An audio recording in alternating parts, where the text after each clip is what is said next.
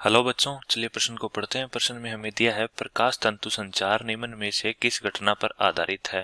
हमें विकल्प दिए हैं। ए विकल्प है पूर्ण आंतरिक परावर्तन, बी विकल्प है प्रकीर्णन, सी विकल्प है परावर्तन तथा डी विकल्प है व्यतिकरण। प्रश्न को हल करने के लिए हम प्रश्न की मुख्य अवधारणा को देखते हैं।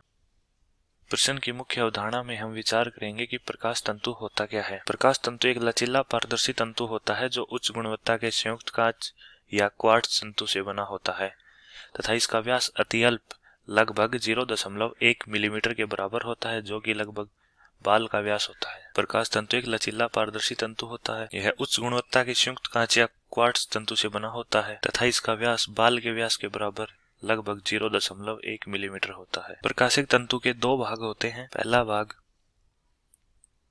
आंतरिक भाग होता है जिसे क्रोड कहा जाता है। दूसरा भाग बाह्य भाग होता है जिसे आवरण कहते हैं। जैसा कि चित्र में देख सकते हैं, ये प्रकाश तंतु का बाह्य भाग है जिसे आवरण कहा जाता है। आंतरिक भाग है जिसे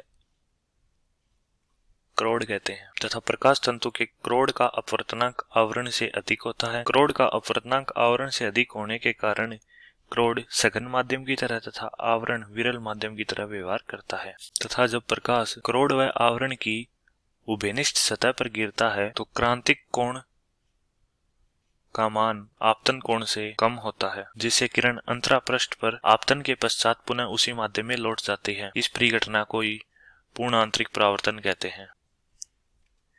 अब हम प्रश्न के हल को देखते हैं। प्रश्न का हल। चूंकि हमने मुख्य अवधारणा में देखा जब प्रकाश क्रोड व आवरण की उभयनिष्ठ सतह पर गिरता है तो आपतन कोण क्रांतिक कोण से अधिक होता है। क्रांतिक कोण आपतन कोण का वह अधिकतम मान है जिस पर अपवर्तित किरण अभिलंब से समकोण बनाती है। आपतन कोण का मान क्रांतिक कोण से अधिक होता है तो किरण अंतरापृष्ठ पर आपतन के पश्चात पुनः उसी माध्यम में लौट जाती है। इस परिघटना को पूर्ण आंतरिक परावर्तन कहते हैं। अतः प्रकाश तंतु पूर्ण आंतरिक परावर्तन की घटना पर आधारित है। अतः हमारा ए विकल्प सही है। मैं आशा करता हूं कि आपको समझ में आया होगा। धन्यवाद।